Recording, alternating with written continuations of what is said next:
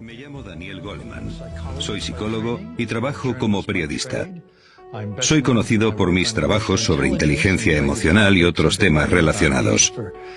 Llevo muchas décadas escribiendo sobre esto y le he dedicado mi vida porque creo que la habilidad, la capacidad de ser inteligente utilizando nuestras emociones, entender lo que sentimos y por qué es importante cómo se sienten otros y usarlo en nuestras relaciones, es totalmente necesaria para que funcione bien un matrimonio.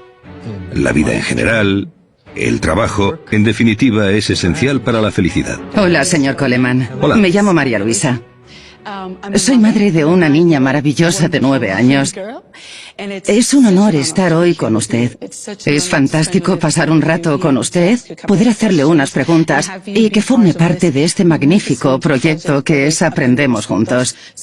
Muchas gracias por estar aquí. Gracias, muchas gracias. Es un placer. Una visita rápida. Gracias. ¿Empezamos con lo fundamental? Sí. Porque probablemente la mayoría de gente que nos ve son padres como yo. Y puede que no estén muy familiarizados con lo que implica la inteligencia emocional. Si nos pudiera dar una descripción, sería genial. Claro, la inteligencia emocional tiene que ver con las habilidades personales, no es un aprendizaje académico. Se centra en cómo te manejas a ti mismo y tus relaciones. Hay 4 partes. La primera es la conciencia de uno mismo, es decir, saber lo que sientes, por qué lo sientes, lo que determina sus consecuencias, lo que puedes hacer bien o mal. Después, gestionarse a uno mismo, ser capaz de cumplir tus metas, ser positivo ante los contratiempos, controlar las emociones perturbadoras para que no te destrocen la vida o te impidan hacer lo que quieras hacer. En tercer lugar, la empatía, entender cómo se sienten los demás. Las personas no lo dicen todo con palabras, sino con el tono de voz, con el lenguaje no verbal, etc. Así que ser capaz de entender eso, de entender el punto de vista del otro, y utilizando eso saber qué le pasa a la otra persona. Por último, manejar bien las relaciones, colaborar, ser bueno en un equipo, resolver conflictos, influenciar a la gente, persuadir, comunicarse, escuchar, todas esas habilidades. De eso trata la inteligencia emocional. ¿Qué significa ser inteligente con relación a nuestras emociones? Ese es exactamente el objetivo de la inteligencia emocional. A eso se refiere realmente. Primero creo que es importante darse cuenta de que cada emoción tiene su lugar. Cada emoción es un mensaje importante. El problema empieza cuando las emociones se vuelven muy fuertes o están muy fuera de lugar, son inapropiadas o duran demasiado tiempo.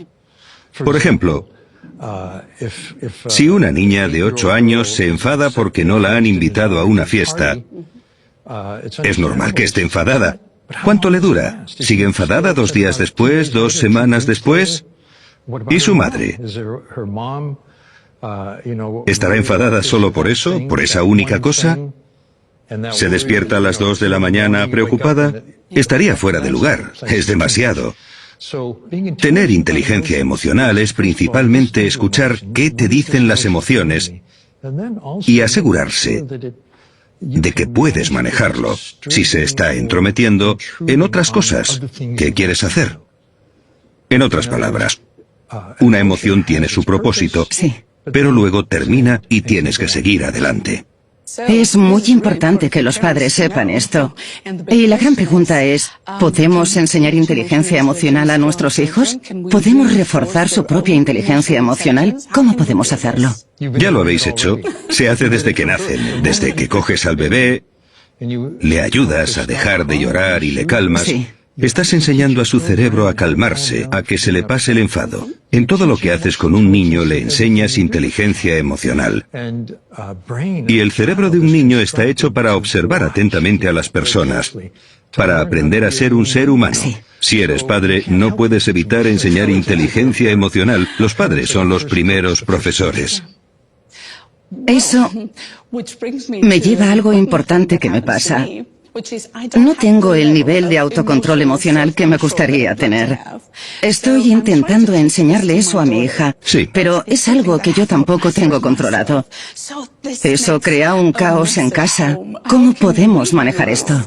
No me rendiría, porque En cierto modo eres un ejemplo para tu hija y sientes que no eres tan buen ejemplo como deberías ser. Puede que seas mejor de lo que piensas. Pero, por otra parte, puedes ayudar a tu hija a aprender a calmarse, a manejar sus emociones hablando con ella. ¿Por qué estás tan enfadada? Vale. ¿Por qué no haces algo que te guste? A cierta edad, eso la calmará. Sí. Preguntarle por qué siente celos de sus amigos, si se siente dolida porque no la han invitado. Son cosas que van a pasar. Puedes ayudar a que aprenda de ello, ayudarla a que entienda más cosas sobre sus propias emociones. Y también darle métodos. Quizás respirar profundamente. ¿Así? Todo eso ayuda. Eso ayuda a los padres porque los hijos quieren aprender de los padres. Es verdad. Cada vez que intentas ayudar a tu hijo a manejar mejor las emociones, a empatizar mejor, lo que sea, los estás ayudando. Genial. Esto me hace pensar en los colegios, porque lo que dices me hace pensar que los colegios se benefician del aprendizaje social y emocional. ¿Qué es el aprendizaje social y emocional? ¿Y qué beneficios tiene para las escuelas? Este aprendizaje usa los elementos de la inteligencia emocional, conciencia de uno mismo, autogestión, empatía, habilidades sociales, pero además añade la toma de decisiones, sobre todo decisiones sociales. Las transforma en lecciones para los niños apropiadas a su edad. Para los que tienen 7 años, la lección de inteligencia emocional, de aprendizaje social y emocional, lo llamamos SEL, sería: imaginemos que piensas que alguien te ha cogido el lápiz. ¿Qué te ayudaría y qué no te ayudaría? Vale. Pegarle a otro no ayudaría. Preguntar si ayudaría. Pedir al profesor que intervenga. En otras palabras, los niños pasan por distintas situaciones y deciden qué es lo mejor. Algunas de las cosas que practican en estas clases es que en el aula hay un póster de un semáforo con la luz roja, la amarilla y la verde. Dicen: cuando estés enfadado, acuérdate del semáforo. Con la luz roja, para, cálmate y piensa antes de actuar. Es genial porque enseña a los niños que no puedes controlar qué sentirás, cuándo o cómo de fuerte será, pero sí lo que haces después de sentirlo. Puedes parar, relajarte y pensar qué pasaría si haces una cosa u otra. La luz amarilla significa pensar todo lo que puedes hacer y cuáles serán las consecuencias. La verde, elige la mejor e inténtalo. En las escuelas con el método SEL lo utilizan con todas las edades, incluso con chicos mayores de 16 o 17 años. Piensan en cuáles serán las consecuencias porque les ayuda a tomar mejores decisiones en la vida. Son muchos y muy determinantes los datos que respaldan esto. Demuestran... hay un estudio hecho entre 750.000 estudiantes. La mitad tenían este tipo de enseñanza y la mitad no. Demuestra que los niños que habían practicado con el aprendizaje social y emocional eran capaces de manejar mejor sus emociones, se metían en menos peleas y discusiones, se comportaban mejor en clase, prestaban más atención y tenían menos problemas. Estos indicadores, que llamamos antisociales, todos han descendido. Y los indicadores prosociales han aumentado. Me encanta el colegio. Creo que alguien en el colegio se interesa por mí de verdad. No quiero saltarme las clases, quiero ir a todas. Esos han aumentado un 10%. Los negativos bajaron un 10% y bajó más en los colegios en los que más se necesitaba, donde había más problemas. Esto es interesante. Las notas subieron un 11%. Ayuda a que los niños aprendan mejor. ¿Por qué? Por cómo está estructurado el cerebro. La parte que aprende es la corteza prefrontal y el neocórtex. Pero la parte del cerebro que tiene emociones perturbadoras se encuentra entre las orejas, y el cerebro se estructura para que esta parte domine a esta si estás enfadado. Para los niños, lo que más les desequilibra es lo que pasa en casa y lo que pasa con otros niños. Pero si aprenden a gestionar esto mejor, no les altera tanto. Toda emoción perturbadora es una distracción. No puedes prestar atención ni al profesor ni al libro, porque piensas en esa fiesta a la que no te han invitado o cualquier otra cosa. Pero si enseñamos a los niños a gestionar esos melodramas presentes en sus vidas, podrán aprender mejor. Eso es lo que muestran los datos. ¿Y por qué no se hace en todos los colegios? Es un movimiento global a nivel mundial. Singapur fue el primer país en asegurarse de que cada alumno tuviera SEL. ¿Sabes por qué? Singapur no tiene recursos naturales, solo tiene lo que hay entre las orejas de sus habitantes. Quiere que sus habitantes sean los mejor preparados para ser trabajadores, buenos líderes y creadores. Así que ven el valor del aprendizaje social y emocional. De hecho, suelo hablar con grupos empresariales y compañías, y si le preguntas a la gente de ese mundo si nuestra inteligencia emocional es necesaria para triunfar, el 70% de la gente te respondería que sí. Sí. Si le preguntas a los educadores, puede que no lo sepan. Sí. Porque les enseñan que las habilidades como las matemáticas o el lenguaje, que desde luego son importantes, es lo que te ayudará en la vida. Pero lo cierto es que los datos del mundo empresarial demuestran que son habilidades básicas. Todos las tienen. Claro que es necesario tener un buen nivel en matemáticas, pero lo que te hará ser un buen miembro de un equipo, lo que hará que destaques, lo que hará que seas un gran líder, no tiene que ver con lo que aprendes en el colegio. Las habilidades que te distinguirán están en el campo de la inteligencia emocional. ¿Puedes persuadir, autogestionarte, empatizar? Esas son las habilidades importantes en el mundo laboral. Creo que el currículum escolar debería reflejar esto. Enseñar esas habilidades de liderazgo, de ser un trabajador eficaz, buen ciudadano, buen esposo, buena esposa, buen padre, hay que enseñarlo en el colegio. Según dices, hay una conexión directa entre tu inteligencia emocional y tu éxito en la vida y en lo profesional, ¿no? Los datos son muy convincentes. Si observas los estudios que hacen las empresas para identificar los mejores líderes, los mejores trabajadores, concluyen en que lo que caracteriza a los grandes trabajadores es su inteligencia emocional. Ni lo que aprenden en el colegio, ni una habilidad técnica, ni el coeficiente intelectual. De hecho, hace poco vi un estudio sobre ingenieros y se calificaban entre ellos para ver cuál tenía más éxito. Resultó que la correlación con el éxito calificada por otros ingenieros con el coeficiente intelectual era 0, con la inteligencia emocional era muy alta. Así que estás diciendo que el coeficiente intelectual es menos importante que la inteligencia emocional. Bueno, es importante. Importa mucho. Sobre todo en el colegio. Tendrás mejores notas, aprenderás mejor y en los primeros años de una profesión.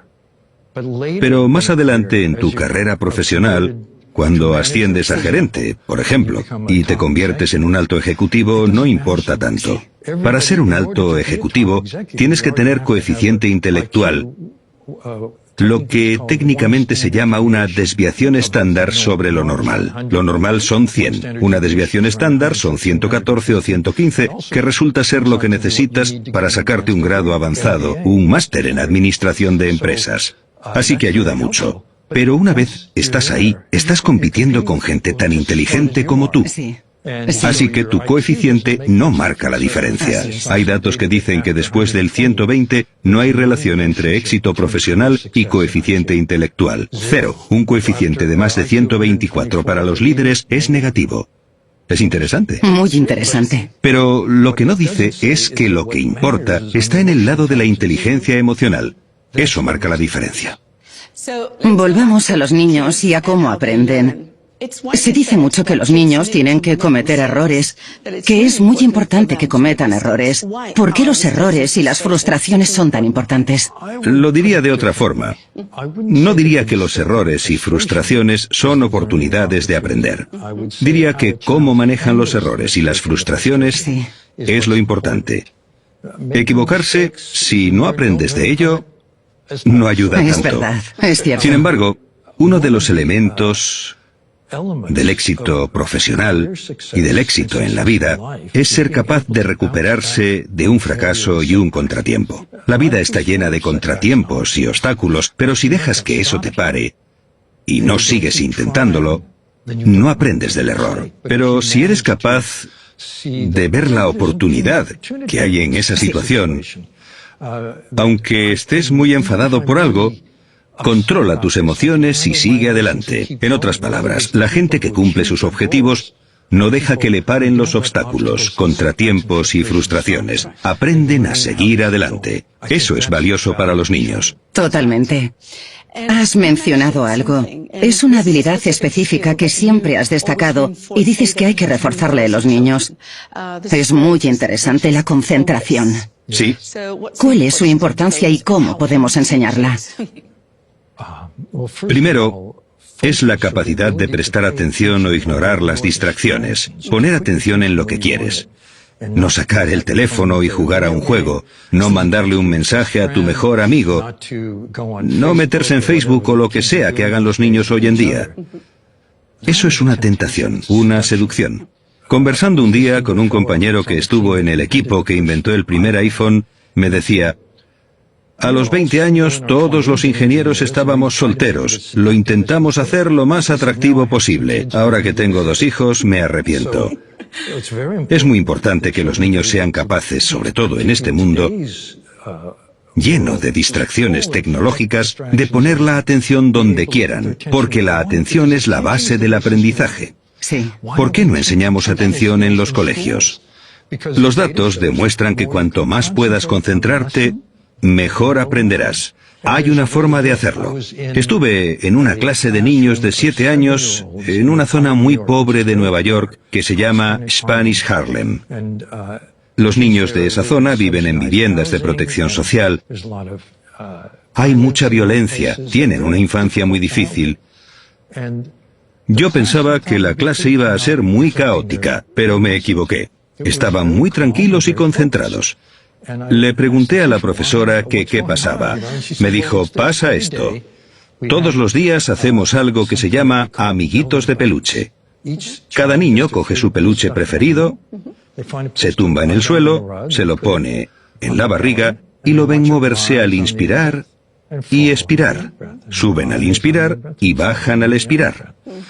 Eso es básicamente un entrenamiento para la atención, gimnasia para la mente. Conforme creces, trabajas con distracciones porque la mente siempre se distrae. A veces esto lo llamamos mindfulness. Es un gran avance tenerlo en los colegios. Cuando tu atención se dispersa, te das cuenta y te vuelves a concentrar. Vale. Eso ayuda a fortalecer los circuitos neuronales de la concentración. Cada vez que te das cuenta de que te has distraído y vuelves a concentrarte, fortaleces tu sistema de concentración. Es como ir al gimnasio. Cada vez que levantas un peso, cada repetición fortalece el músculo. Cada vez que un niño o un adulto vuelve a concentrarse, fortalece su sistema para hacerlo. Esto te puede enseñar. El cerebro quiere aprender a prestar atención. Es lo primero para cualquier tipo de aprendizaje. La atención se puede entrenar. Es la base del aprendizaje. Por eso, en los colegios debería entrenarse la atención. ¿Qué hay de la meditación? ¿Está relacionada? ¿Ayuda? La meditación es un término genérico. La atención plena es la adaptación de los métodos clásicos de la meditación. Acabo de escribir un libro sobre la ciencia de la meditación, teniendo en cuenta los estudios académicos científicos. Y hemos encontrado que la atención plena o entrenamiento de la atención, prefiero ese término al de meditación, fortalece la concentración. En la época de la universidad, si practicas esto, resulta que obtienes mejores resultados en el examen de acceso a la escuela de posgrado. Tienes mejores notas. Si te preocupas por tus hijos, querrás que tengan esa capacidad. Sí, esto es algo realmente importante que hay que enseñar a los niños y es algo que debería enseñarse en los colegios. Se enseña lo que se conoce en ciencias como el control cognitivo. Es la habilidad de concentrarte en lo que quieres e ignorar las distracciones. Resulta ser el mismo sistema de control que nos ayuda a manejar las emociones desagradables. El cerebro usa el mismo sistema para esto. Que esos niños de 7 años se concentren en los peluches les enseña este tipo de control. Una de las pruebas más conocidas de control cognitivo es la prueba del marshmallow. Si no la conoces, deberías. Se llevó a cabo en la Universidad de Stanford. 1 a 1, unos niños entran en una habitación y ven una golosina grande y apetecible. Un dulce, creo que decís en español. Dulce. Lo dejan en la mesa delante del niño y el examinador dice, te lo puedes comer ya, pero si te esperas a que vuelva, te daré 2. Se va de la habitación y el niño se queda mirando, pensando qué hacer. 1/3 de ellos se lo comen al momento y el resto se esperan. Les siguen la pista. Y cuando están a punto de entrar en la universidad, 14 años más tarde, resulta que los que se habían esperado, comparado con los que no, y que fueron impulsivos, retrasan la gratificación para perseguir sus objetivos, que es de lo que va la prueba. Se llevan mejor con sus amigos y en el examen de acceso, de 600 puntos en total, obtienen una ventaja de 210 puntos. En otras palabras, aprenden mejor. Todos eran niños cuyos padres habían ido a Stanford. Venían de familias con alto coeficiente intelectual.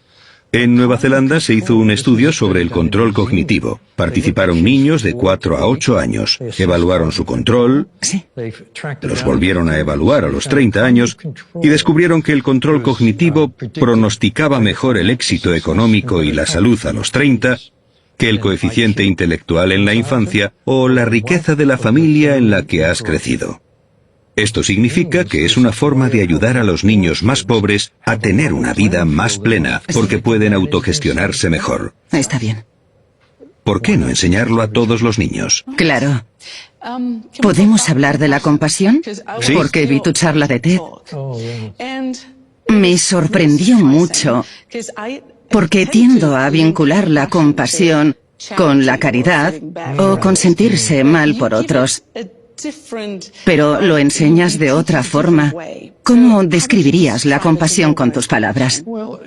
Creo que la forma más básica de pensar en la compasión es el sentido de un ejercicio que se encuentra en un estudio del Instituto Max Planck de Alemania para aumentar el sistema de compasión del cerebro. Es uno de los 3 tipos de empatía. El primer tipo es la empatía cognitiva. Entender lo que piensas, ver tu punto de vista, significa que puedo comunicarme eficazmente contigo. El segundo es la empatía emocional. Sé cómo te sientes porque yo también lo siento. Y el tercero es la preocupación empática. Cada tipo utiliza una parte distinta del cerebro. La preocupación empática, que es la base de la compasión, utiliza el sistema de preocupación de un padre, el amor de un padre por su hijo. Yo creo que la compasión es tomar el sentimiento que tienes por tu propio hijo y aplicarlo a cualquier otra persona. Hay un ejercicio, como he dicho, que refuerza este sistema, en el que primero piensas en alguien a quien estás agradecido, que ha sido amable y te ha ayudado, quizá tus padres u otra persona, y les deseas que estén seguros, sanos y sean felices y que tengan una vida plena. Después deseas eso para ti y para la gente que quieres, tus hijos, tu familia, tus amigos. Después para la gente que conoces, del trabajo o de la comunidad, y luego lo extiendes a todo el mundo. Y lo que compartes es el deseo de que la gente tenga una vida feliz, segura y plena. Esa es la compasión. Y se expresa de muchas formas, dependiendo de la situación. Quizá solo prestando atención a gente a la que puedes ayudar, dando dinero a alguien necesitado o haciendo obras de caridad. Son las formas más obvias, pero creo que hay un gran espectro de compasión que va desde lo que pensamos que es la caridad hasta solo prestarle atención a alguien. Eso es microcompasión. Estar absolutamente presente. Es algo que se puede enseñar. Se puede enseñar y es factible. Y creo que necesitamos más. Vale. Como madre, claro que me interesa el éxito en la vida de mis hijas, pero me interesa más su felicidad. Sí. ¿Cómo se vincula la inteligencia emocional con la felicidad? ¿La gente que tiene más inteligencia emocional es más feliz? Por definición, de hecho, si lo piensas, la capacidad de controlar las emociones negativas, desagradables, rabia, miedo, celos, es parte de la inteligencia emocional. Diría que los que son más felices son más inteligentes, y también que la inteligencia emocional hace más probable que alguien sea feliz. ¿Cuál crees que ha sido el impacto de la inteligencia emocional en la educación durante los últimos 30 años? Cuando escribí el libro Inteligencia Emocional, hace tiempo, era una defensa de la inteligencia emocional en las escuelas y para los padres. Ahora hay manuales para padres sobre inteligencia emocional. Seguro que están disponibles en España. Como he dicho, muchos colegios de todo el mundo están utilizando el aprendizaje social y emocional, que es la nueva imagen de la inteligencia emocional para niños, para que sea apropiada a la edad, que cubra todo el espectro, esté bien implementada. Los profesores la adaptan, que también es importante. Cuando escribí el libro no tenía ni idea de que esto iba a pasar, pero así lo esperaba. Así que estoy muy contento. ¿Hay alguna última sugerencia o idea que quieras dar a los colegios o a los padres? A los padres les diría que no se preocuparan sobre lo que le enseñáis a vuestros hijos. Son muy buenos aprendices. Enseñad a los niños buenos modelos en la vida. Incluso los niños con familias que no son muy brillantes pueden tener muy buenos modelos. Y a los colegios, que si de verdad quieren preparar a los niños para que aprendan bien, tienen que prestar atención a cómo funciona el cerebro, la función de la emoción, y ayudar a los niños a que gestionen bien sus emociones para que se lo pongan más fácil a quienes les ayudan a aprender. Muchas gracias, señor Goleman, por este tiempo. Muchas gracias por su sabiduría. Muchas gracias por estar con nosotros. Ha sido todo un placer. Gracias.